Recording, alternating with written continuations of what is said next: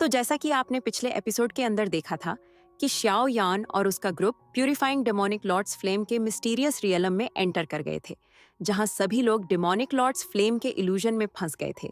मगर श्याओ यान अपनी हेवनली फ्लेम्स के कारण बच जाता है और फिर वो ग्रुप के बाकी सभी को सर्च करने निकल गया। तभी श्याओ यान को मास्टर याओ लाओ दिखता है। अब नॉवेल में आगे मास्टर याओ लाओ के शरीर पर जलती हुई क्रीम व्हाइट फ्लेम्स को देखते ही श्याओ यान का दिल शौक से भर गया। वह अच्छी तरह जानता था कि शरीर के अंदर घुसी डेमनिक फ्लेम को बाहर निकालना कितना मुश्किल होता है, और अगर श्याओ यान के पास 5 टाइप्स ऑफ हेवनली फ्लेम्स न होते तो वह खुद भी पहले सीरियस इंजरीज झेल चुका होता। मास्टर याओ लाओ भले ही एलीट टाओशेंग थे, लेकिन उनके पास अब हेवनली फ्लेम बॉडीगार्ड के रूप में मौजूद नहीं थी, और अगर ये डेमोनिक फ्लेम्स उनके शरीर में फैल जाती तो परिणाम बेहद खतरनाक होता। तभी श्याओ यान का शरीर रिफ्लेक्सिवली मूव कर गया और वह पलक झपकते ही मास्टर याओ लाओ के पास पहुंचा। फिर श्याओ यान ने तुरंत अपनी हथेली मास्टर याओ लाओ की पीठ पर मारी और उसके मुंह से एक लो क्राई निकली। उस क्राई में श्याओ यान ने स्पिरिचुअल फ्लक्चुएशन मिला दी थी। वह साउंड वेव सीधे मास्टर याओ लाओ के कानों में गई और उनके सोल से वायलेंटली टकराई। तभी मास्टर याओ लाओ का चेहरा पल भर में पेल हो गया और उनकी बंद आंखें उसी समय अचानक खुल गईं। फिर मास्टर याओ लाओ ने भारी सांस लेते हुए श्याओ यान की तरफ देखा और कुछ देर तक वह पैंट करते रहे। फिर उन्होंने माथे का कोल्ड स्वेट पोंछते हुए कहा, यह प्यूरिफाइंग डेमोनिक लोटस फ्लेम सच में टेरिफाइंग है। यह जानबूझकर इल्यूजन क्रिएट करती है और इमोशंस को स्टर करती है ताकि फ्लेम्स खुद ही शरीर को जला दें। और अगर तुमने मुझे समय पर वार्न न किया होता तो मेरा हाल अच्छा नहीं होता। इस पर श्याओ यान ने बिटर लाफ दी। फिर उसकी नजर आसपास घूमी और उसने कहा, इस जगह का फॉग कुछ स्ट्रेंज है। हमें पहले इस एरिया से बाहर निकलना चाहिए। तभी मास्टर याओ लाओ ने चिंता से पूछा, एंसेस्टर हुओ यून और बाकी लोग कहाँ हैं? ये डेमोनिक फ्लेम रियलम बहुत मिस्टीरियस है। यहाँ फेटल डेंजर हर जगह है। एलीट डोशेंग भी यहाँ कंटिन्यूअस ट्राइबलेशंस झेल सकता है। तभी श्याओ यान ने सिर हिलाकर कहा कि मैंने पहले उन्हें ढूंढा था, लेकिन इस एरिया में उनका कोई साइन नहीं है। शूनेर और बाकी भी गायब हैं। मेरा अनुमान है कि वे त्सुनेर, जिया और बाकी स्ट्रॉन्ग ग्रुप के साथ होंगे। वह ग्रुप पावरफुल है और उनके लिए इल्यूजन से निकलना मुश्किल नहीं होना चाहिए। इस पर मास्टर याओ लाओ ने हल्के से सिर हिलाया। इस स्ट्रेंज जगह में वह चाहकर भी किसी को सेव नहीं कर सकते थे। बस यही अच्छा था कि वे बड़ी ग्रुप लेकर अंदर नहीं आए थे, वरना शायद सभी पेरिश हो चुके होते। फिर श्याओ यान ने हाथ हिलाते हुए कहा, चलिए। उसकी नजर उन लोगों पर गई जो अभी भी इल्यूजन में फंसे हुए थे, लेकिन उसने किसी को रेस्क्यू नहीं किया। यहाँ मौजूद ज्यादातर लोग प्यूरिफाइंग डेमोनिक लोटस फ्लेम के लिए आए थे, यानी वे उसके कॉम्पिटिटर्स थे, और श्याओ यान नहीं चाहता था कि उसकी काइंडनेस फ्यूचर में ट्रबल बन जाए। श्याओ यान और मास्टर याओ लाओ इल्यूजन से निकलकर उस एरिया में रुके नहीं। कुछ मिनट की फ्लाइंग के बाद वे फॉग से घिरे इलाके से बाहर निकल गए। फॉग से बाहर आते ही दोनों को लगा कि शरीर थोड़ा हल्का हो गया है। उन्होंने पीछे मुड़कर उस स्ट्रेंज क्रीम वाइट फॉग को देखा और श्याओ यान ने राहत की सांस ली, लेकिन उसके दिल में अभी भी हल्का लिंगरिंग फियर मौजूद था। तभी अचानक एक फेमिलियर आवाज गूंजी, श्याओ यान गेगे। जैसे ही श्याओ यान और मास्टर याओ लाओ फॉग से बाहर निकले, थोड़ी दूरी से एक खुशियों भरी आवाज सुनाई दी। श्याओ यान ने सिर उठाकर आगे देखा। हवा में थोड़ी दूरी पर एक बड़ा प्लेटफॉर्म सस्पेंडेड था और प्लेटफॉर्म के अंत में एक विशाल सफेद दरवाजा खड़ा था। इस समय सुनेर और उसका ग्रुप उसी प्लेटफॉर्म पर इकट्ठा खड़ा था। उनकी आंखों में साफ खुशी झलक रही थी। जब उन्होंने श्याओ यान और मास्टर याओ लाओ को फॉग से बाहर आते देखा, तभी श्याओ यान धीरे से उतरकर प्लेटफॉर्म की तरफ बढ़ा और उसने शूनेर, जिया और बाकी लोगों को देखा। फिर मास्टर याओ लाओ के साथ नजरें मिलाईं। तभी श्याओ यान के आंखों में अचानक फ्लेम चमकी, लेकिन सामने का सीन बिल्कुल नहीं बदला। यह देखकर श्याओ यान ने राहत की सांस लेते हुए कहा कि ये इल्यूजन नहीं है। फिर श्याओ यान ने मुस्कुराकर पूछा, तुम सब ठीक हो? तभी शूनेर और बाकी लोग जल्दी से आगे आए और जूनेर ने मुस्कुराते हुए सिर हिलाकर कहा, हम ठीक हैं। मुझे उम्मीद नहीं थी कि प्यूरिफाइंग डेमोनिक लोटस फ्लेम अब नाइटमेयर हेवनली फॉग छोड़ने में केपेबल हो चुका है। लगता है 1000 सालों में इसकी स्ट्रेंथ काफी बढ़ गई है। यह सुनकर श्याओ यान थोड़ा चौंका और उसने पूछा, नाइटमेयर हेवनली फॉग क्या है? तभी सुनर ने समझाया कि यह ऐसा फॉग है जो इंसान को हमेशा के लिए इल्यूजन में फंसा सकता है, और यह प्यूरिफाइंग डेमोनिक लोटस सेंट की यूनिक अल्टीमेट स्किल थी। कहा जाता है कि एक बार प्यूरिफाइंग डेमोनिक लोटस सेंट ने इस स्किल को अनलीश किया था और पूरी एक सिटी को उसमें कवर कर लिया था। उस सिटी के लोगों को लगा कि वे कई सेंचुरीज तक जी चुके हैं, लेकिन जब फॉग छंटा तब उन्हें एहसास हुआ कि 100 साल का अनुभव सिर्फ एक सपना था। तभी गु ननहाई ने हल्की मुस्कान के साथ कहा, सुना है 1000 साल पहले प्यूरिफाइंग डेमोनिक लोटस फ्लेम इस स्किल को यूज नहीं कर पाता था, लेकिन इस बार यह ऐसा कर रहा है।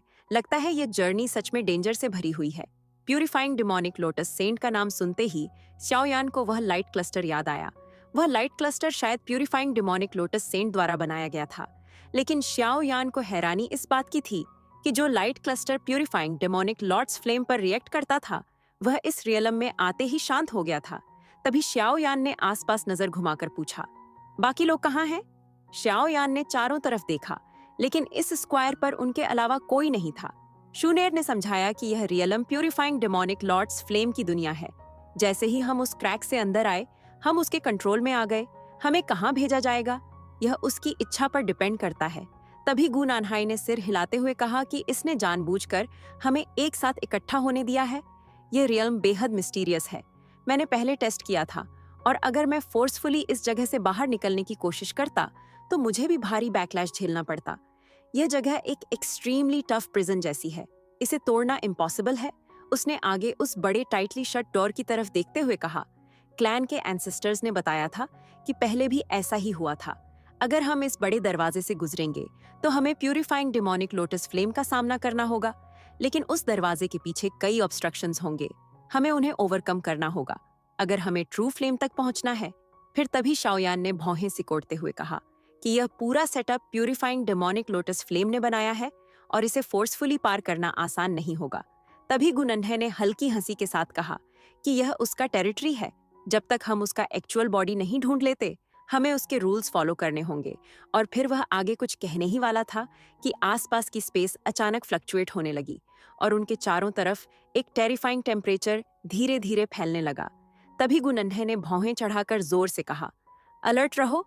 हालांकि उसकी वार्निंग की जरूरत नहीं थी। इस समय सब लोग पहले से अलर्ट हो चुके थे। उनकी आंखें आसपास की स्पेस में उभरते डिस्टॉर्शंस को ध्यान से देख रही थीं। डेमनिक फ्लेम का यह रियलम बहुत ज्यादा मिस्टीरियस था और यहाँ हर कदम पर मैक्सिमम केशन जरूरी था। तभी अचानक आसपास जोरदार धमाके जैसी आवाजें गूंजने लगीं और उनके आसपास की स्पेस और ज्यादा डिस्टॉर्ट होने लगी। और फिर उसमें काउंटलेस क्रैक लाइंस उभर आईं। उन क्रैक से wave after wave cream white flames बाहर निकलने लगीं और कुछ ही पलों में कई ह्यूमन फिगर्स, जिनके शरीर के चारों तरफ क्रीम वाइट फ्लेम लिपटी हुई थी, फ्लड वाटर की तरह उन क्रैक्स से बाहर उमड़ पड़े और पलक झपकते ही पूरा आसमान इन फायर ह्यूमन फिगर से भर गया। इन ह्यूमन फिगर के पूरे शरीर पर फ्लेम्स थीं और हर एक के हाथ में एक लंबा फायर स्पीयर था। उनकी इमोशनलेस आंखें सीधा शाओयान के ग्रुप को घूर रही थीं और तभी शाओयान की आंखों में शॉक भर गया जब उसने in countless fire human figures को देखा। वह हैरान रह गया जब उसने महसूस किया कि इन सब के पास रियल बॉडीज थीं और उनकी ऑरा भी काफी पावरफुल थी। तभी गु नानहाई ने डीप वॉइस में कहा, सावधान रहो, ये सभी फायर स्लेव हैं। ये वो एक्सपर्ट्स हैं जिन्हें प्यूरिफाइंग डेमोनिक लोटस फ्लेम ने रिफाइन किया है। ये पपेट का ही एक और फॉर्म है। गु नानहाई की बात खत्म होते ही 10,000 फायर ह्यूमन फिगर्स ने एक साथ वायलेंट रॉर किया और उनके शरीर एक साथ मूव हुए और वे हर डायरेक्शन से शाओयान के ग्रुप की तरफ टूट पड़े। उनका मोमेंटम सच में अर्थ शेकिंग था। शाओयान ने इस फेरोशियस ह्यूमन टाइड को आते देखा तो उसकी भौहें सिकुड़ गईं। फिर शाओयान ने हाथ आगे बढ़ाया और एक टेरिफाइंग फोर्स चारों तरफ फैल गई और 100 के करीब फायर ह्यूमन फिगर्स तुरंत एक्सप्लोड हो गए। और तभी शूनेर और बाकी लोगों ने भी उसी समय अटैक अनलेश कर दिए। वहां मौजूद हर व्यक्ति एलीट डोशेंग था और उनके अटैक्स नेचुरली बेहद पावरफुल थे। हर वार में दर्जनों फायर फिगर्स नथिंग में बदल रहे थे।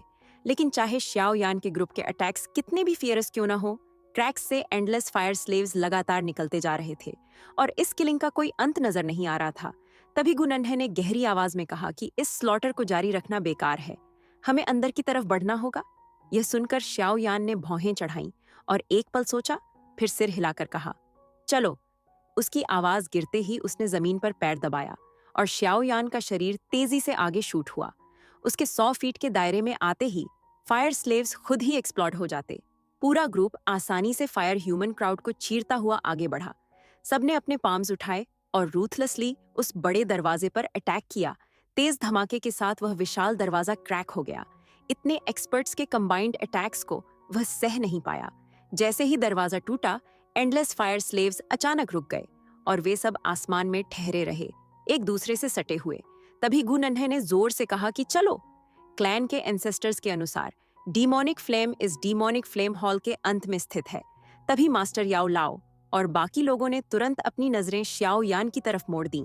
श्याओ यान ने हल्का सा फ्राउन किया और उसने पीछे मौजूद एंडलेस फायर स्लेव्स की तरफ देखा, फिर बड़े दरवाजे के पीछे के डार्क एरिया को देखा। कुछ पल की खामोशी के बाद श्याओ यान ने सिर हिलाकर कहा, आगे बढ़ते हैं। गु नानहाई ने भी सिर झुकाया, उसका शरीर हिला और वह सबसे पहले बड़े दरवाजे के भीतर चला गया।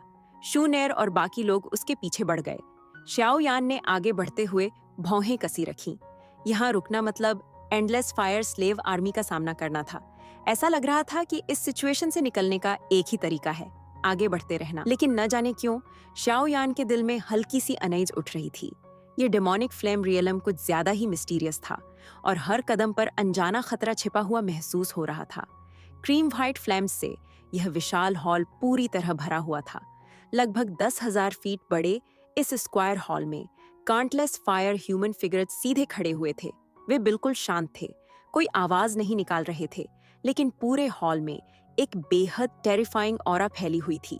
वह ऑरा आपस में मर्ज होकर एक विशाल फायर ड्रैगन का रूप ले चुकी थी, जो इन फायर ह्यूमन फिगर्स के सिरों के ऊपर मंडरा रही थी। उसके भीतर से किलिंग इंटेंट लगातार उभर रही थी। श्याओ यान का ग्रुप हॉल के एक कोने से इस फॉर्मेशन को ध्यान से देख रहा था। तभी श्याओ यान की भौहें अनायास ही सिकुड़ गईं। यह पहला मौका नहीं था जब उसने ऐसा सीन देखा था। उस बड़े दरवाजे के भीतर आने के बाद से उनका ग्रुप ऐसे ही 3 हॉल को पार कर चुका था, लेकिन जितना वे आगे बढ़ते जा रहे थे उतने ही ज्यादा पावरफुल फायर स्लेव्स सामने आते जा रहे थे। और श्याओ यान के ग्रुप की सेंसेस के अनुसार उनके सामने मौजूद हर एक फायर स्लेव के पास 2 झुन लेवल की स्ट्रेंथ थी। 1-2 झुन श्याओ यान के ग्रुप के लिए कोई बड़ी बात नहीं थी, लेकिन जब यह संख्या 10,000 तक पहुंच जाए तब इवन की एलीट टाओशेंग को भी अलर्ट होना पड़ता है, खासकर तब जब ये फायर स्लेव्स एक दूसरे के साथ परफेक्ट कोऑर्डिनेशन में लड़ रहे हों और उनकी कंबाइंड स्ट्रेंथ सच में बेहद फ्राइटनिंग थी। तभी श्याओ यान ने भौहें चढ़ाते हुए गु नानहाई से पूछा, अगर हम इसी तरह आगे बढ़ते रहे तो आखिर हम एंड तक कब पहुंचेंगे? हालांकि उनका ग्रुप काफी स्ट्रांग था, लेकिन अगर वे ऐसे ही एंडलेस हॉल्स को पार करते रहे तो एक समय ऐसा जरूर आएगा जब उनके शरीर की डाउ ची पूरी तरह एग्जॉस्टेड हो जाएगी। इस रेल्म की नेचुरल एनर्जी भी डीमन फ्लेम के साथ मिक्स थी, इसलिए कोई भी उसे सीधे अब्सॉर्ब करने की हिम्मत नहीं कर रहा था।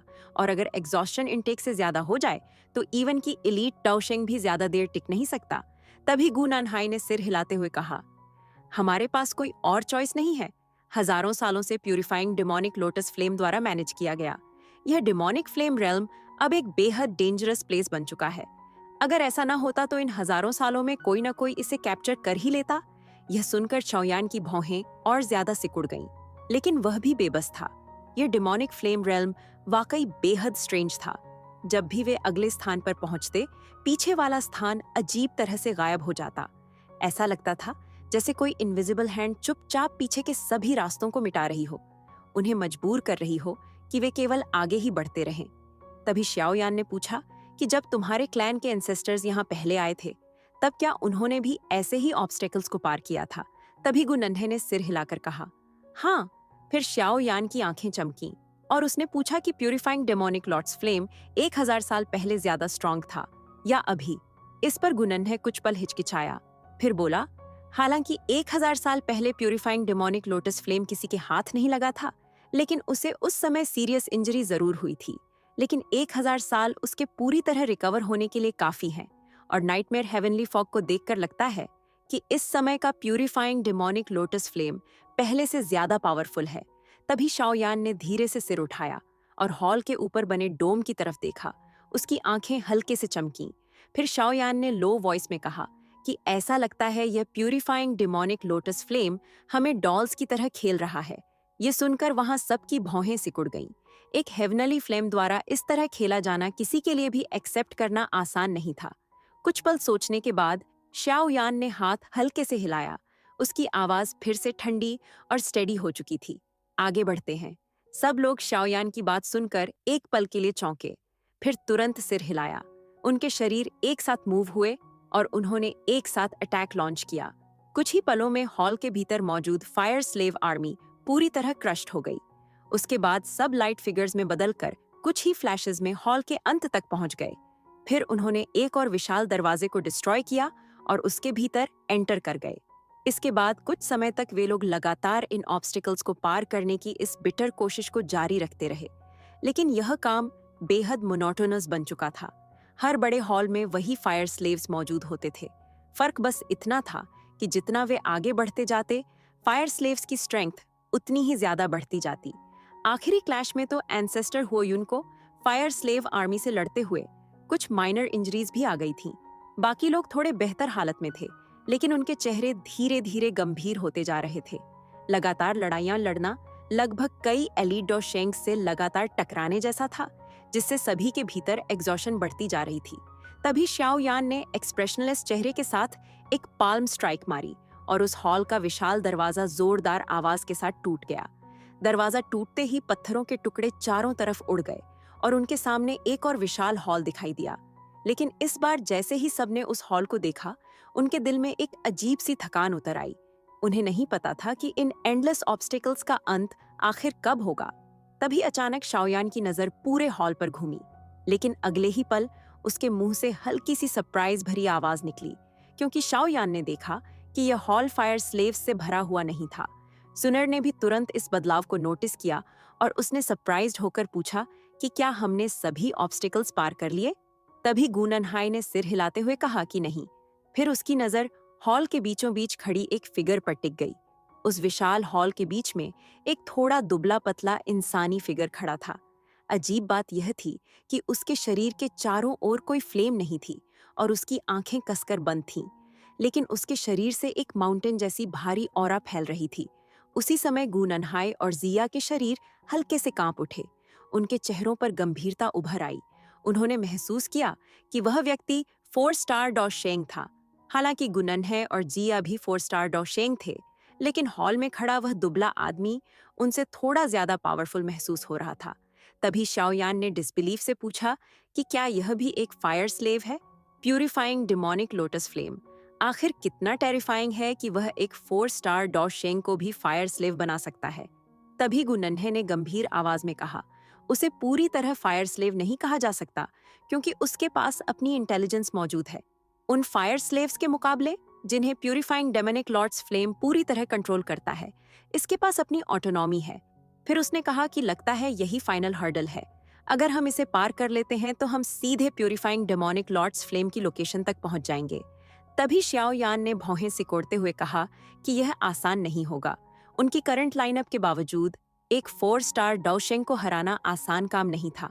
और फिर जिया ने कंधे उचकाते हुए शाओयान से कहा कि अब जब हम यहाँ तक आ ही चुके हैं तो पीछे हटने का कोई रास्ता नहीं है। फिर जिया ने गुनानहाई की ओर देखते हुए थोड़ी लेजी टोन में कहा कि क्यों ना हम दोनों मिलकर अटैक करें और उसे जल्दी खत्म कर दें। वह अब पूरी तरह इरिटेट हो चुकी है। गुनन्हे ने भी तुरंत उसकी बात मान ली, क्योंकि वह जानता था कि अकेले उसके लिए इस दुबले आदमी से निपटना मुश्किल होगा। तभी शाओयान ने हल्के से हाथ हिलाते हुए सबको सराउंडिंग्स पर ध्यान रखने को कहा।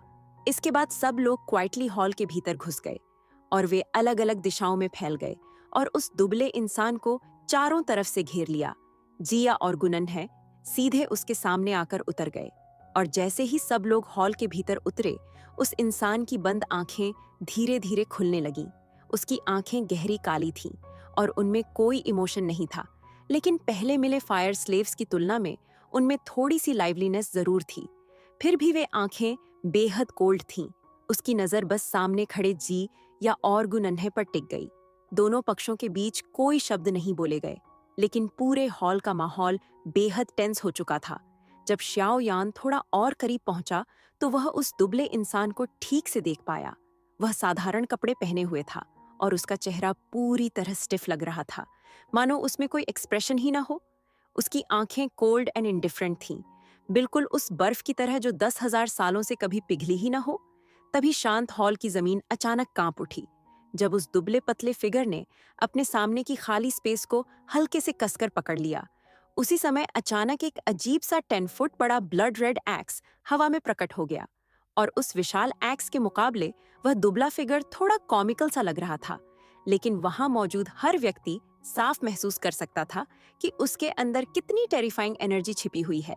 तभी श्याओ यान का एक्सप्रेशन तुरंत गंभीर हो गया, क्योंकि श्याओ यान ने कभी इमेजिनेशन भी नहीं की थी कि इतना पावरफुल एक्सपर्ट भी प्यूरिफाइंग डेमोनिक लोटस फ्लेम के कंट्रोल में हो सकता है। तभी गुनानहाई ने उस जायंट ब्लड कलर्ड एक्स को देखते हुए भौहें सिकोड़ लीं। ऐसा लग रहा था जैसे उसे कुछ याद आने की कोशिश हो रही हो। ब्लड कलर्ड एक्स के प्रकट होते ही दोनों पक्षों ने कोई बेकार की बात नहीं की। तीनों की नजरें एक दूसरे से टकराईं। उसी पल वाइल्ड विंड हॉल के अंदर गूंज उठी और तीनों फिगर्स ब्रूटल तरीके से एक दूसरे से टकरा गए। उस टक्कर से निकली अर्थ शेकिंग रिपल को देखकर श्याओ यान का ग्रुप तुरंत पीछे हट गया। बड़े हॉल के अंदर तीनों फिगर्स लाइटनिंग स्पीड से फ्लैश होने लगे। क्लैंग क्लैंग की तेज आवाजें लगातार गूंजने लगीं। जब भी उनके अटैक्स टकराते स्पार्क्स हर दिशा में उड़ते, वह असाधारण मजबूत हॉल भी धीरे धीरे क्रैक होने लगा। जमीन और दीवारों पर काउंटलेस क्रैक लाइंस फैलने लगीं। शाओ यान और उसका ग्रुप पहले ही काफी दूर हट चुका था। एलिट डॉ शेंग लेवल की इस लड़ाई में इंटरफियर करना उनके बस की बात नहीं थी। सिर्फ उनके अटैक्स के रिमेंड रिपल्स ही उन्हें ऑन में डालने के लिए काफी थे।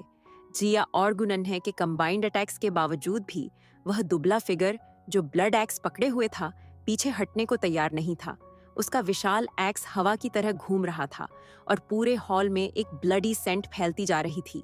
हालांकि वह बेहद पावरफुल था, लेकिन जिया और गुनानहाई भी कोई साधारण लोग नहीं थे। लड़ाई आगे बढ़ने के साथ साथ वह स्किनी फिगर धीरे धीरे डिसएडवांटेज में आने लगा।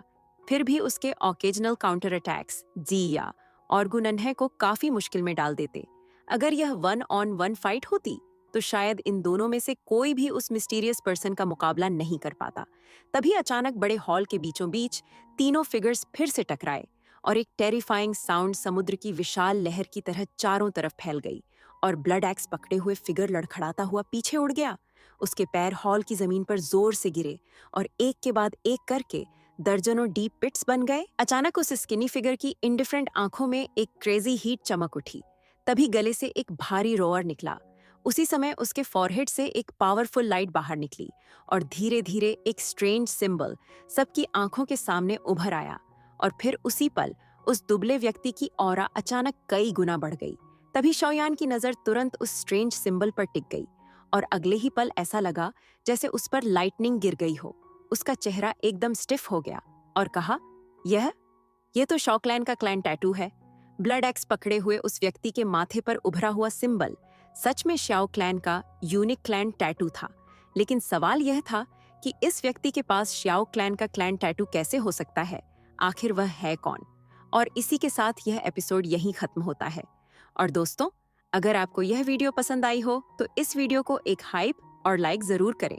और अगर आप इसके आगे का भी एपिसोड देखना चाहते हो तो चैनल को सब्सक्राइब कीजिए।